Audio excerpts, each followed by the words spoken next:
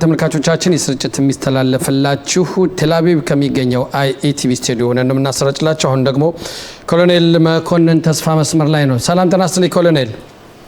ጤና ይስጥልናችሁ። እንዴት ዋላችሁ? ደህና ነን እግዚአብሔር ይመስገን። አንተ እንዴት ነህ? ሰላም ነኝ።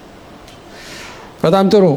በዛሬ ደግሞ እንደው በሚገርም ሁኔታ የፕሬዝዳንት ዶናልድ ትራምፕ መቼም አነጋገራቸውን የሚናገሩትን በኋላ ትንሽ እንመለከታለን። የቱን አዳምጤን የቱን እንዴት ነው ምንድነው የሚባል አንዳንዴ በአንድ ጆሮ ሰምተን በአንድ ጆሮ አፈሰው ወይም ልቃቀው የሚባል ነገር አለና ዛሬ እኛ ስቱዲዮ ከመግባታችን በፊትም ጥቃት ጀምረዋል በቀኑ።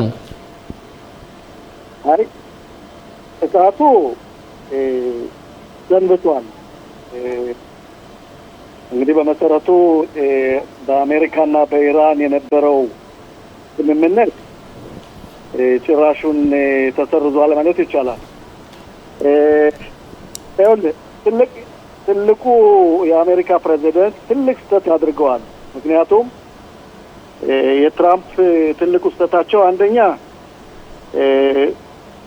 ጦርነቱን ማቋረጣቸው እንግዲህ ወደ አንድ ወር ተኩል ሊሆን ነው መሰል ማቋረጣቸው ስህተት ነው። ምክንያቱም ይህን ጦርነት አንደኛ ፋርሲት የሚባለውን ቋንቋ መናገር አልቻሉም። ሁለተኛ ትልቋን ኢራን ለ30 ዓመት ከዛም በላይ የተዘጋጀችበትን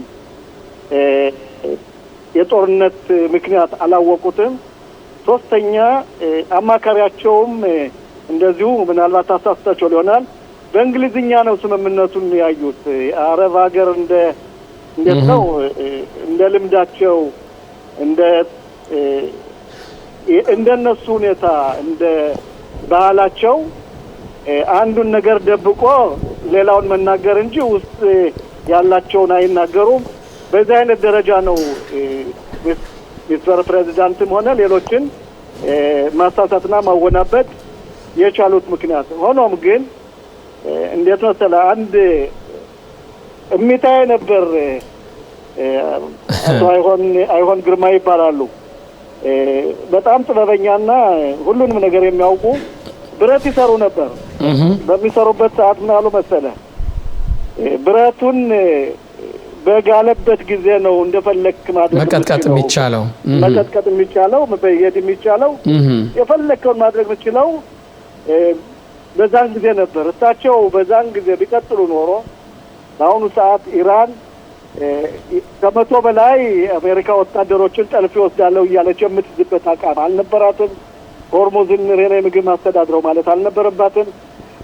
አልፎ ተርፎ የትራምፕ ስህተት በጣም ሌቪ ከምንለው የእስራኤልና የኢራን ጦርነት ላይ በ12ቱ ቀን ያኔ ከ50 በላይ ተዋጊ አየሮቻችን ማስመለሳቸው እንኳ በአሁኑ ሰዓት ትልቅ ስህተት እያሳየ ነው። ምክንያቱም በዛ ሰዓት ነበር እስራኤል ብቃት ያላት ስርዓት ያላት ኢላማዎችን መርምራ አውቃ የምትገባ ብዙ መስራት የምትችልበት ሰዓት ነበር ያቋረጡ። ሆኖም ግን እሳቸው ያሰቡት በአሜሪካኛ በእንግሊዝኛ ስለሆነ ኢራን አልገባቸውም። ኢራን ትልቅ ሀገር ናት። የቆዳ ስፋቷም ትልቅ ነው።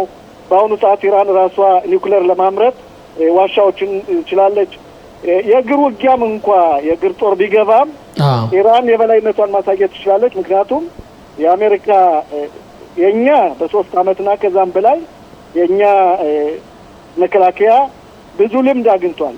ምንም እንኳ የአሜሪካ ቤት ለቤት ዋሻ ለመወጋጋት እንደምታየው በአዛም በሊባኖስም ዋሻዎችን እያወደምነ የመዋጋት ብቃታችን አሳይተናል። በዓለም ላይ አስመስክረናል።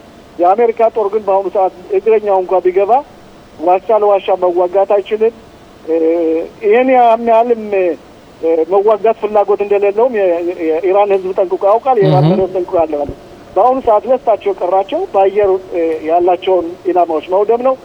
ግን እንደሚመስለኝ ከሆነ ከሚቀጥለው ሳምንት በኋላ ይህ ጦርነት ቀጥሎ እየተፋፋመ ምክንያቱም በሚቀጥለው ሳምንት የዓለም ዋንጫ ውድድር ይገባደዳል። ከዛ በኋላ ምናልባት የእስራኤልን እርዳታም የሚፈልጉበትና ይሄንን ግዛት ለአንድና ለመጨረሻ በእነሱ ቋንቋ ማነጋገር እንጂ በማይገባቸው እያስረዷቸው ሊገባቸው አልቻለም። እዚህ ላይ በጦር ማሸነፍ ብቻ እንጂ አሜሪካ በአሁኑ ሰዓት ትልቅ ፈተና አለባት በሀገሯ ላይ። እውነት ነው። ትልቁ አሜሪካ ተሸንፋለች እየተባለ በገሃድ ፕሬዚደንቱም እየተወቀሱ ነው። ይሄ ደግሞ የሚያሳየው በአሁኑ ሰዓት ትራምፕ ይሄን ለመቋጨት ተፍ እያሉ ነው። በመካከለኛው ምስራቅ ያሉ ሀገራት በሙሉ እንደ ባህሬን፣ እንደ ጆርዳን፣ እንደ ኦማን፣ ሌሎችም ካታርና ዶሃም የራሳቸው የሆነ ፈቅደውላቸዋል። እንደውም በአሁኑ ሰዓት ወደ ጦርነቱ እንዲመለሱ የነሱም ድጋፍ ሙሉ በሙሉ እንዳለና ሙሉ በሙሉ እንደተቀበሉ ትራምፕ ተቀብሏልና ግን አሁንም ቢሆን ትራምፕ ወደ ሰላሙ ነው የሚያደሉት። ለምን የሰላሙ ድርድር ውጤት ሳያመጣ እየቀረ እያዩ ነው። አሁን እንዲያውም ድጋፍ እያላቸው በፋርስ ባህረ ሰላጤ ሀገራት ድጋፍ እያላቸው እሳቸው ግን ጠንክረው እንኳን አሁንም የሚመቱት ቦታም እንኳን እምብዛም ሚዛን ሊቀይር የሚችል አይደለም። ድብደባው እንደሚመስለኝ ከሆነ ማርሹን የለወጡት መስሎ ይታየኛል። አንተ የጠቀስካቸው ሀገሮች መካከለኛው ምስራቅ ራሳቸው መዋጋት ጀምረዋል። እንደ ካታር፣ እንደ ባህሬን፣ እንደ ሳውዲ አረቢያ ሁቲዎችን እና የሁቲውን የአየር ማረፊያ ደብድባለች። ነገሮች በሙሉ የሚያሳዩት አሜሪካ ከተሸነፈች በቀጥታ የሚጎዱት ሀገራት በሙሉ እነዚህ የጠቀስኳቸው ስለሆነ እነሱ ላይ ጠንቅቀው ያውቃሉ። ኢራን በእውነቱ አሸናፊ ሆና ከወጣች ለመካከለኛው ምስራቅ ለእስራኤል ብቻ ስጋት ሳይሆን ለዓለም ስጋት ናት። ይሄ ደግሞ መሆን የለበትም። የአውሮፓ ሀገርም በጎን ቁሞ ይሄን ነገር መመልከት የለባቸውም። እንደሚመስለኝ ከሆነ ትራምፕ ይሄን ጦርነት ሳይቋጩት ሳያሸንፉ የሚወጡ አይመስለኝም። እስራኤልም ይሄን ነው የምትፈልገው። በሚቀጥለው ሳምንት ጠቅላይ ሚኒስትራችን ወደ አሜሪካ ይሄዳሉ። ይሄን ነገር ለመቋጨት መሰለኝ። ዞሮ እንደምታውቀው ኒውክሌር ታጠቀች ማለት መካከለኛው ምስራቅና እስራኤል ሀገር ከዓለም ጠፋነ ማለት ነው። ይሄ ደግሞ እንዲሆን እስራኤልም አትፈቅድም። ይሄን በግድ እስራኤል እንዳትሳተፍ ፕሬዚዳንት ዶናልድ ትራምፕ የፈለጉበት ምክንያት ምንድን ነው? ለምን እስራኤል አትሳተፍም? እስራኤል በአሁኑ ሰዓት እንዳትገባ የፈለጉበት አንደኛ ምናልባት እኒህ የኢራን ሕዝብ በአሁኑ ሰዓት እንኳን የሚጎዱት አንዳንድ ድልድዮች፣ አንዳንድ ተቋማትና የነዳጅ ማምረቻ ቦታዎች እንዳይጎዱ ነው።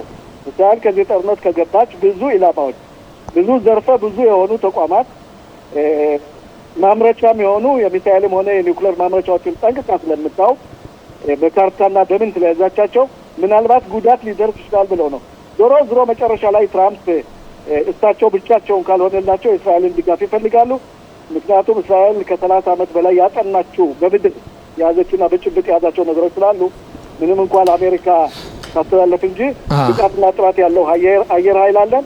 ይሄን የሚያስፈልገውም ቦምብም ሆነ ሚሳይሎች ስላሉ እንደምታውቀው የእስራኤል ሀገር አየር ኃይል በመስኮት ሾልኮ ገብቶ ኢላማውን የምትመለስ ጦር ኃይል ያለን በዓለም የተመሰከረለት ነው። እውነት ነው። በአንጻሩ ደግሞ ስንመለከት ኢራንም ቢሆን አሁን ዛቻ ከመዛት በስተቀር የምታደርገው ነገር ናት። ምክንያቱም ወደ እስራኤል እስካሁን ድረስ ከተኩስ አቁም ስምምነቱ ወዲህ አላስወነጨፈችም። ይህም እንግዲህ እስራኤል እንድትጨመርም አትፈልግም፣ ፍላጎት የላትም ማለት ነው ኢራን አይደለም። ኢራን ታውቃለች። አንድ ሚሳኤል ወደዚህ ቢደወል እንደ ባህሬን፣ እንደ ጆርዳን እና ሌሎች ሀገር ብትተኩስ እስራኤል ከ50 በላይ ተዋጊ አየሮች በኢራን ከተማ በቴህራን ላይ እንደሚጨፈፉ ታውቃለች። ምክንያቱም እድል ሰጠችን ማለት ነው። ይህን እድል ደግሞ ላለመስጠት በጥንቃቄ እየሄደች ነው።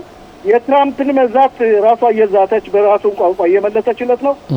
እንደሚመስለኝ ከሆነ ቀደም ሲል እንዳልኩ ትራምፕ ይህን ነገር በአሁኑ ሰዓት እያጤኑት ነው። ምንም እንኳ ቀደም የተናገሩትን ባይደግሙትም ትላንት ቀረጥ እንቀበላለን ካሉ በኋላ የቀረጡ ሁኔታ ሰርዘውታል። ደግሞ ሆርሙዝን እኛ ነው የምናስተዳድረው፣ የኢራን መርከቦች አይንቻፈፉም፣ ከእንግዲህ በኋላ ነዳጅ ማውጣት ትችልም እያሉ እየተናገሩ ነው። ያ ከሆነ ኢኮኖሚካሊ ኢራንን ማሸነፍ አይቻልም። ምክንያቱም እንደምታውቀው ኢራን በቻይናም ሆነ በሩሲያ የምታገዝ ሀገር ናት። አዘርባይጃንን ማስወጣት ትችላለች። ዞሮ ኢራንን ማሸነፍ የሚቻለው በጦር መሳሪያ እንጂ በድርድርም አይመስለኝም። ድርድርም ከነዚህ ሰዎች ጋር እንዴት ነው? ልክ እንደ ፈለስቲናዎች ማለት ነው። እኛ ለ80 ዓመት ከፈለስቲናው ጋር ድርድር እያደረግን ምንም ውጤት አልመጣም። ይህም የሚያሳየው የራሳቸው የሆነ ባህላቸው ስለሆነ ማጭበርበርና መወናበድ ይህን መቀበል የለባቸውም። እንደሚመስለኝ ከሆነ የራሳቸው ውጭ ጉዳይ ሚኒስትር ሆነ የመከላከያ ሚኒስትራቸው ትራምፕ ይሄን ነው የሚፈልጉት። የመካከለኛው እዝ ኤታማዦር ሹምም ሆነ የእሳቸው ወታደሮች በሙሉ የራሳቸው እንዴት ነው ፊልድ ማርሻሉም ይሄን ነው የሚሉት። እሳቸው ቀረ እንግዲህ ምናልባት በአሁኑ ሰዓት በአሜሪካ በኖቬምበር በሚደረገው ምርጫ የእሳቸው ፓርቲ እንዳይወድቅ እና አብላጫ እንዲኖራቸው ይፈልጋሉ፣ እንዲመረጡ ይፈልጋሉ እንጂ ይሄ ጠፍቷቸው አይመስለኝም። ምክንያቱም ትራምፕ ቀላል ሰው አይደሉም። ምንም እንኳ ደጋግመው እንዴት ነው የማይመስል ነገር ቢናገሩም ዞሮ ግን እንደሚመለሱ አልጠራጠርም። ፍልስጤሞችን ቅድም አንስተልኝ ነበር። አሁን እዚህ ፍልስጤሞች ስትል በአሊ ሀመናይ የቀብር ስነ ስርዓት ላይ የአስከሬን ሽኝት ቀብር ስነ ስርዓት ላይ የሐማስ ተወካዮችም ሄደው ነበር እዛ። እንዳውም ተጨማሪ እርዳታ እንዲሰጧቸው እስካሁን ደስ ያደርጉላቸው ነበር። በገንዘብም በቁሳቁስም በጦር መሳሪያም ተሰጣቸውና ከአሜሪካ ጋር በሚያደርጉት ድርድርም የነሱን ጉዳይ አንስተው እንዲወያዩላቸውም የጠየቋቸው ሁኔታ አለና ኢራን አሁን በእውነት በአሁኑ ሰዓት ለሌላ ሀገር ለመርዳት እንደ ሐማስ እንደ ሂዝቡላ ሶሪያ ያሉትም ኢራቅ ውስጥ ያሉትም አማጽያን እንደ ሁቲሞች አይነቶችም አለነሱ የመርዳቱ ድጋፍ የመስጠቱ አቅም ይኖራታል ብታስባለህ? አሁን አንደኛ ብዙ ፕሮክሲ የምንላቸው የኢራን ከ30 ዓመት በላይ በገንዘብም ሆነ በወታደራዊ ልምምድ የረዳቻቸው ተወካዮች በሙሉ ለዚህ ስነ ስርዓት ለዚህ ቀብር ተገኝተዋል። ሌላም የመካከለኛው ምስራቅ ሀገራትም የፍራጥ የምድር ሀገራት በሙሉ እዚህም ነበሩ። ሌሎችም መንግስታዊ አካላት በዚህ ስነ ስርዓት ላይ ነበሩ። ሆኖም ግን እንደምታውቀው ኢራን በዚህ ሳምንት ብቻ ሆርሙዝ በመከፈቱ በሚሊያርድ የሆነ ዶላር አስገብታለች። በአንድ ቀን ብቻ እንደምታውቀው ከ1 ሚሊዮን ዶላር በላይ ነው ስታስገባ ነበር ነዳጅ በማውጣት። ያ በአሁኑ ሰዓት ከትላንትና መሰለ ወይ ከበቀደም ማታ ጀምሮ ይሄ መንገድ ተዘግቶባታል። የሚገባው ዶላር በሙሉ የሚሄደው ወደ ሂዝባላ፣ ወደ ሁቲምና ወደ ሐማስ ነው። በሐማስ ከመጣ ሐማስ እንደሚመስለኝ ከሆነ በአሁኑ ሰዓት ሐማስን ትዕዛዝ የሚሰጡት የቱርኩ መንግስት ኤርዶዋን ናቸው። የእሳቸው ግልጽ ፍላጎታቸው ሐማስ ትጥቁን እንዲፈታ መሳሪያውን እንዲተውና ግዛቱን እንዲተው ነው። ይህም በአሜሪካ ፕሬዚደንት የሚሰጣቸውን ትዕዛዝ ፈጽመዋል ማለት እችላለሁ። አደራዳሪ አካልና አዛን መልሶ ለመገንባት የተቋቋመ አካልም ስራውን እንዲጀምር በቅርቡ ቀን የሚሆን መስሎ ይታየኛል። በሌላ በኩል ዛሬ በኢጣሊያ ወይም እንዴት ነው በኢጣሊያ ሀገር በእስራኤልና በሊባኖስ የሚደረግ ድርድር አለ። ያም ሁለት እስራኤል በደቡብ ሊባኖስ የያዛቸውን ሁለት ሰፈሮች ለሊባኖስ ወታደራዊ አካል እንድትሰጥና የሊባኖስ ወታደራዊ አካል የሂዝባላን ጦር መሳሪያ እንዲፈትሽ እንዲቀማ ያንን ቦታ እሱ እንዲረከብ ነው። በዚህ ድርድር ላይ በአሁኑ ሰዓት ምን ያህል ውጤት አልተቀበልኩም። ሆኖም ግን እንደሚመስለኝ ከሆነ አዝማሚያውን ሳየው በዚህ በኩልም የሚስማማው መስሎ ይታየኛል። ምክንያቱም እንደነገርኩ ነው እስራኤል የምድር ፍላጎት የለባትም፣ በሊባኖስ ውስጥ ግዛትም የለባትም። የምትፈልገው እንዴት ነው ደህንነታችን ነው።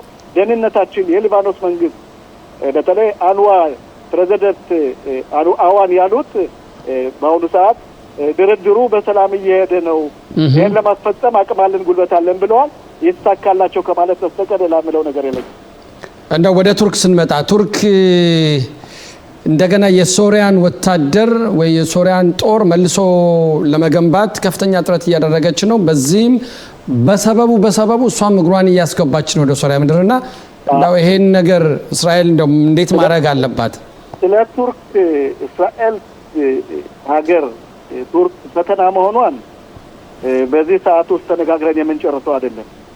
ቱርክ የምታደርገው በአሁኑ ሰዓት በተለይ በሰሜኑ ክፍል በሱሪያ አድርጋ የሱሪያን ግዛት የሱሪያን ሀገር ቀኝ ግዛት አድርጋ ከተቀመጠች ቱርክ የምትናቅ ሀገር አይደለችም። ሀያላን ሀገር ማለት እንችላለን። ወታደራዊ አካሏና መሳሪያ ማምረት ችሎታም ላቅ ያለ ነው። ኦቶማኒያ የሚለውን ለመመለስም የምትጠራ ሀገር ናት። እስራኤል ይህን ነገር ጥሩ አድርጋ በጥሞና እየተመለከተች ነው። ሆኖም ግን እንግዲህ የፕሬዚደንት ትራምፕ በአሁኑ ሰዓት ከቱርክ ጋር ያላቸው ግንኙነት ይሄን ሊያደርገው ችሏል። እኛ ያን ነገር እስራኤል መንግስት በሚቀጥለው ግንኙነታቸውም ጠቅላይ ሚኒስትሩ ያነሱታል። ቱርክ ይሄን አውሮፕላን F-35 ሚሊዮን ከተቀበለች ያለው ሚዛናዊ ሁኔታ በመካከለኛው ምስራቅ ስለሚለወጥና የቱርክ መጠንከር በተለይ በሱሪያ በኩል ለኛ ትልቅ ፈተና ነው፣ ስጋት ነው። ይሄን ደግሞ ለመቋቋም ዲፕሎማሲያዊ ስራዎች የሚሰሩ መስሎ ይታየኛል። አዎ እንግዲህ ዞሮ ወደ ሶሪያ ስንመጣ ትራምፕም እስራኤል ጦሯን ከሶሪያ ማውጣት አለባት ብለው የጠቀሱት የተናገሩበት ሁኔታ አለ። በዚህ ዙሪያ ግን አሁን ባለው ሁኔታ ሰሞኑን እንኳን አንተም እንደምታውቀው እንደው ኢራን የላከቻቸው አማጽያን ሽብርተኞች እንኳን ትንሽ ወደ በቦታው በሚገኝ በመከላከያ ሰራዊታችን ላይ የመተኮስ ሁሉ አዝማሚያ ያሳዩበት ሁኔታ አለ። ሁኔታው ባልተረጋጋበት ሁኔታ አሁን ይህን ነገር ማለት ይህን ለቆ መውጣት ማለት ደህንነታችን አደጋ ላይ መጣል አይደለም ወይ? ምንጊዜም ቢሆን ነገሮቹ በሂደት መታየት አለባቸው። ትናንት ጠቅላይ ሚኒስትሩ ያሉትን እንደሰማሁት ከሆነ በእነዚህ ሀገራት ውስጥ የምንለቀው ደህንነታችን የሚጠበቅ ከሆነ ነው። ሊባኖስ ለፈተና የሚሆን ከ63 ትንንሽ ከተማዎች ውስጥ ነገሮች ሁለቱ ከተማዎች ለሊባኖስ ወታደራዊ አካል ይሰጣሉ። የሊባኖስ ወታደራዊ አካል ይሄን ስራ ብቁ የሆነ ስራ ከተወጣውና ውጤት ካገኘ ሌሎችን ከተማዎችን እንለቃለን የሚል አባባል አለ። ሆኖም ግን መከላከያ በሱሪያም ቢሆን በሊባኖስ ሀገር ሌላ መስፈርት አሉት። አንዳንድ ቦታዎችን ይዞ የሚቆይበት ቦታ ሊኖር ይችላል። ይህ ሂደት ደግሞ ብዙ ጊዜ የሚፈጅ ነው። ነገ ከነገ ወዲያ የሚሆን አይደለም። ሆኖም ግን ሰላም በመካከለኛው ምስራቅ ከመጣና ሱሪያም እንደ ሀገር ራሷን ግዛቷን ከጠበቀች የኛ ደህንነት ከተጠበቀ በዛ በኩል ራድዋን ኳሽ የሚባለው ከጠፋ በሱሪያም የሚመጣው በሊባኖስም የሚመጣው በሜቱላ እንዳይገባ በናሪያ እንዳይገባ ከሆነ እኛ ምን ጊዜም ቢሆን ሰላም ፈላጊዎች ነን። ደጋግሜ እንዳልኩት እኛ የምንፈልገው ሰላም ነው። ይህ በሂደት የሚሆንና ቀስ በቀስ ፈተና ላይ የሚውል ስለሆነ ቀድሞ መቋጨቱ ትንሽ ይከብዳል። ኮሎኔል ሌላ መጨመር የምትፈልገው የመናገር የምትፈልገው ነገር ካለ በለኝና በዚሁ እንሰናበት። ሙቀት ስለሆነ ህብረተሰቡ ውሃ እንዲጠጣ ውሃ ጠጡ ነው የምለው። ምክንያቱም በጣም ሙቅ ነው። እሺ እውነት ነው። ሰላሙን ያምጣልን። እኛ ሰላማዊ ነን፣ ሰላም ነው የምንፈልገው። ለእስራኤል ሀገር ሰላም ይምጣላት፣ ለወታደሮቻችን ሰላም ይስጥልን። ከዚህ በተረፈ ለሁላችሁም ሰላም። በጣም አመሰግናለሁ። እጅግ በጣም ነው የምናመሰግነው ኮሎኔል መኮንን ተስፋ። እንደተለመደው ሁሌም በምታደርግልን ዘገባ ደስተኞች ነን። እግዚአብሔር ይስጥልን። እናመሰግናለን። በጣም አመሰግናለሁ። ደህና ቆዩ።